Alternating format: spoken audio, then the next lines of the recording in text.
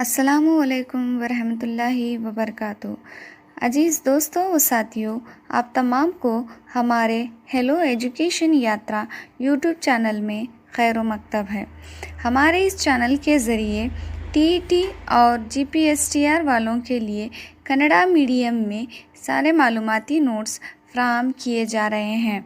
मैंने सोचा कि ऐसे ही मालूमाती नोट्स उर्दू मीडियम वालों के लिए भी फ्राहम हो, इसीलिए हमने इस चैनल के ज़रिए उर्दू मीडियम वालों के लिए भी क्लासेस शुरू किए हैं।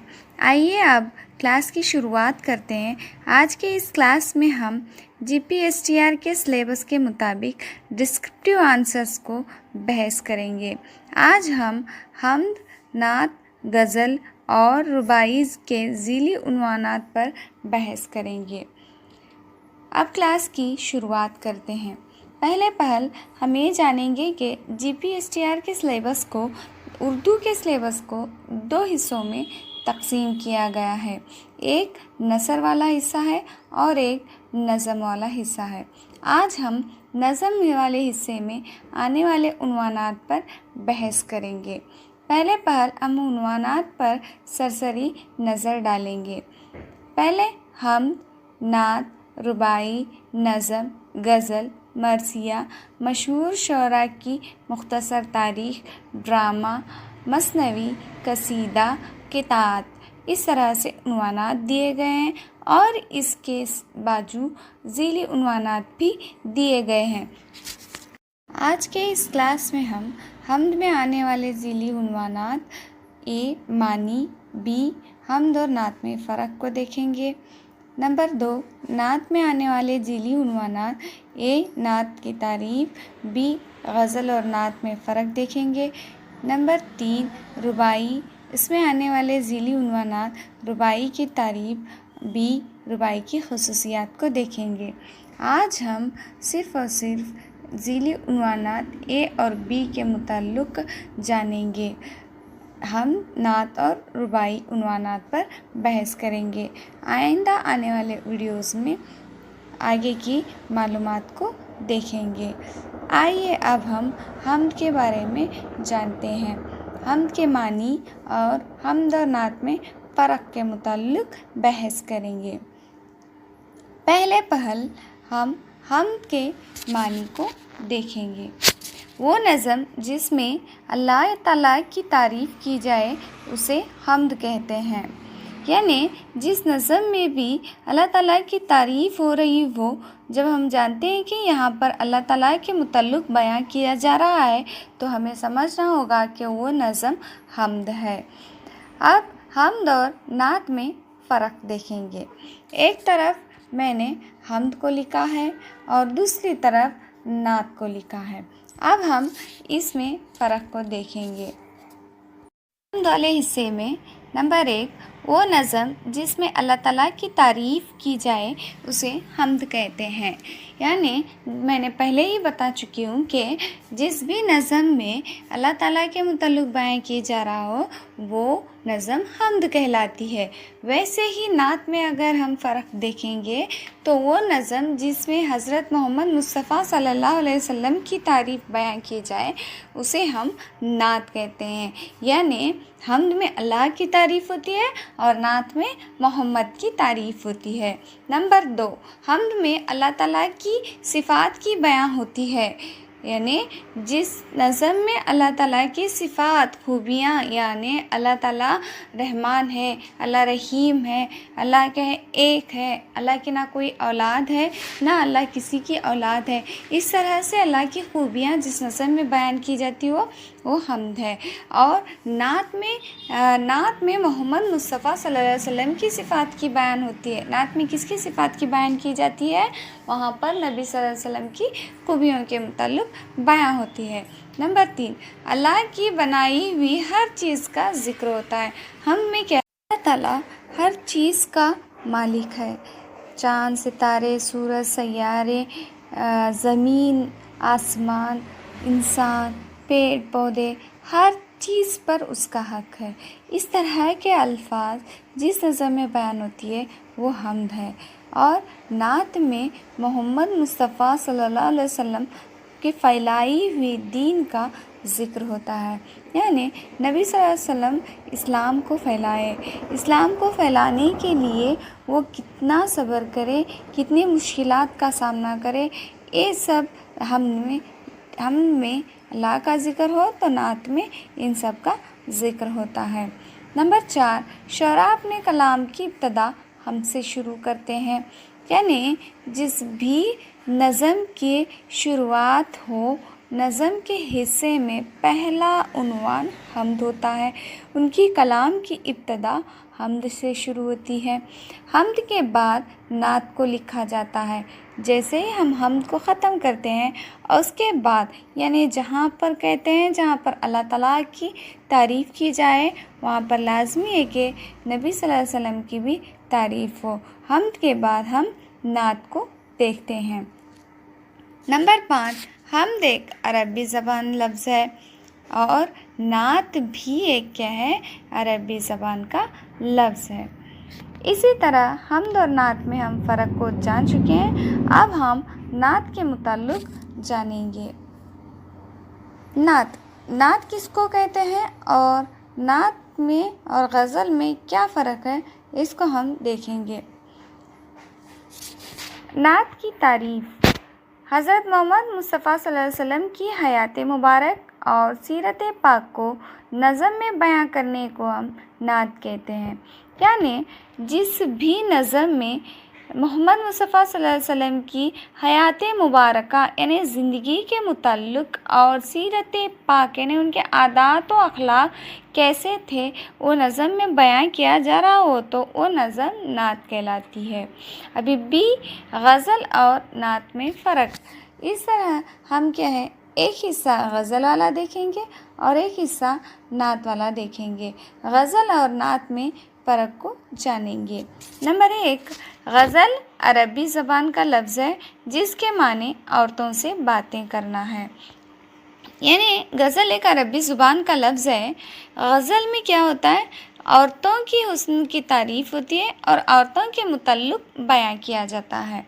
नात एक अरबी ज़बान का लफ्ज़ है जिसके मानी मोहम्मद मुस्तफ़ा सल्लल्लाहु अलैहि वसल्लम की तारीफ़ बयां करना है। नात नज़म में क्या है, हम मोहम्मद सल्लल्लाहु अलैहि वसल्लम की तारीफ़ को देखते हैं। नंबर 2, गज़ल बुनियादी तौर पर इश्किया शायरी सनफ़ है। यानी गज़ल में क्या है, आम तौर पर इश्क व मोहब्बत के मुताल्लिक़ बयां किए हुए अशार देखते हैं। नात में नबी सल्लल्लाहु अलैहि वसल्लम के इश्क में लिखी जाती है। यानी नात में हम नबी सल्लल्लाहु अलैहि वसल्लम के इश्क व आशिक में लिखे हुए अल्फाज को देखते हैं। नंबर 3, इसका कोई ख़ास उन्वान नहीं होता, ख़ास मौजू नहीं होता। यानी गज़ल पर लिखने वाले कौन से भी मौजू पर लिख सकते हैं, कोई ख़ास उन्वान नहीं होता। नात का एक ही मौजू है, वो है नबी सल्लल्लाहु अलैहि वसल्लम की तारीफ़ करना। नात में सिर्फ़ और सिर्फ नबी सल्लल्लाहु अलैहि वसल्लम की तारीफ़ होती है। नंबर 4, औरतों के खूबसूरती की बयां होती है। गज़ल में क्या है, औरत के हुस्न व अखलाक की खूबसूरती की बयां होती है कि उनके होंठ कैसे थे, आँख, बाल, नाक, इस तरह से औरतों की खूबसूरती पर बात होती है। नात में क्या है, मोहम्मद सल्लल्लाहु अलैहि वसल्लम की हयात मुबारका और अखलाक की तारीफ़ होती है। नात में उनके ज़िंदगी और उनके अखलाक सीरत कैसे थे, इस तरह की तारीफ़ होती है। गज़ल में नंबर 5, गज़ल लिखने का मरकज़ी ख़याल औरतों पर होता है। यानी जब भी गज़ल लिखते हैं तो उनका मरकज़ी ख़याल मकसद औरतों पर बातें करना, उनके हुस्न अखलाक के मुताल्लिक़ अशार लिखना होता है।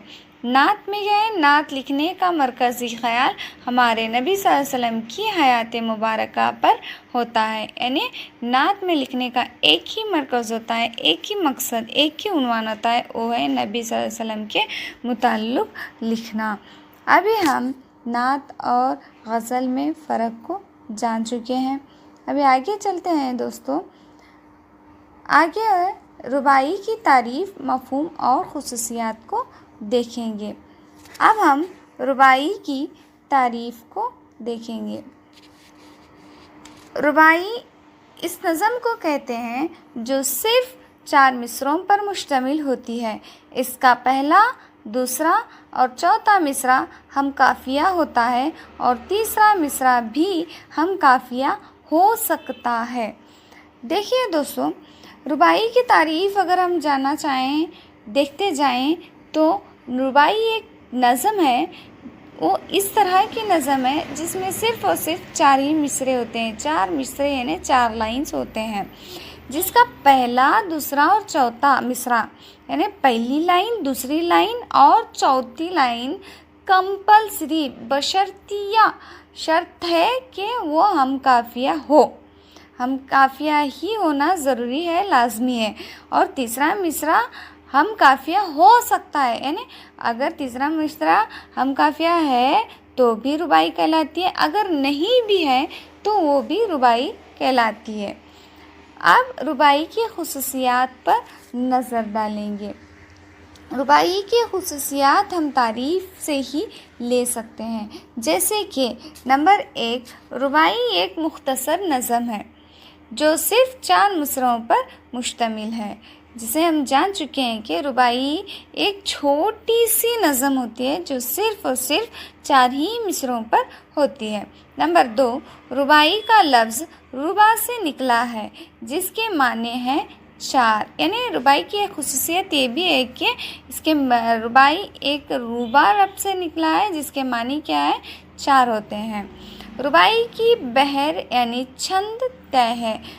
नंबर 4, रुबाई के पहले, दूसरे और चौथे मिसरे में हम काफ़िया लाजमी है, यानी वो नज़म जिसमें पहला, दूसरा, चौथा मिसरा हम काफ़िया हो वही रुबाई कहलाती है। अगर पहले मिसरे में, दूसरे मिसरे में या तो चौथे मिसरे में अगर हम काफ़िया ना हो तो वो रुबाई नहीं कहलाती। नंबर 5, तीसरा मिसरे में भी काफ़िया हो सकता है, यानी तीसरा मिसरा काफ़िया होना लाजमी है, इस तरह कोई नहीं है। अगर काफ़िया हो तो भी रुबाई कहलाती है, अगर नहीं हो तो भी रुबाई कहलाती है।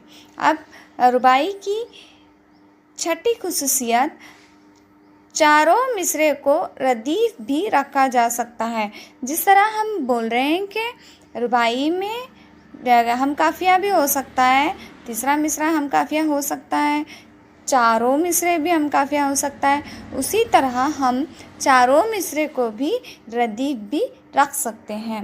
नंबर 7, चौथा मिसरा रुबाई की रूह होती है, क्योंकि रुबाई के नज़म में चौथे मिसरे में जो तीनों मिसरों में बयां किया गया हो उस मज़मून का निचोड़ सब चौथे मिसरे में बयां होता है। इसीलिए चौथे मिसरे को रुबाई की जान भी कहते हैं और रुबाई की रूह भी कहते हैं। अब नंबर 8, रुबाई में मौज़ूआत की कोई कैद नहीं होती। देखिए, जिस तरह हम्द में मौजू की एक ही मरकज़ ख्याल होता है कि उसमें अल्लाह ताला की तारीफ़ हो, जिस तरह नात में एक ही मरकज़ का ख्याल होता है कि नबी सल्लल्लाहु अलैहि वसल्लम की तारीफ़ हो, उस तरह रुबाई में कोई मौज़ूआत की कैद नहीं होती। यहाँ पर जो भी मज़मून पर लिख सकते हैं। इस तरह दोस्तों, आज के हम इस क्लास में रुबाई की खुसूसियात, तारीफ़, गज़ल और नात में फ़र्क, नात की तारीफ़, हम की तारीफ़ और हमद और नात में फ़र्क को देख चुके हैं, इस पर बहस कर चुके हैं। अच्छा, तो दोस्तों, अगर आपको लगता है कि हमारे इस चैनल के ज़रिए ऐसे ही उर्दू के क्लासेस मुसलसल तौर पर बने तो आप हमारे इस चैनल को लाइक कीजिए, शेयर और सब्सक्राइब कीजिए। शुक्रिया।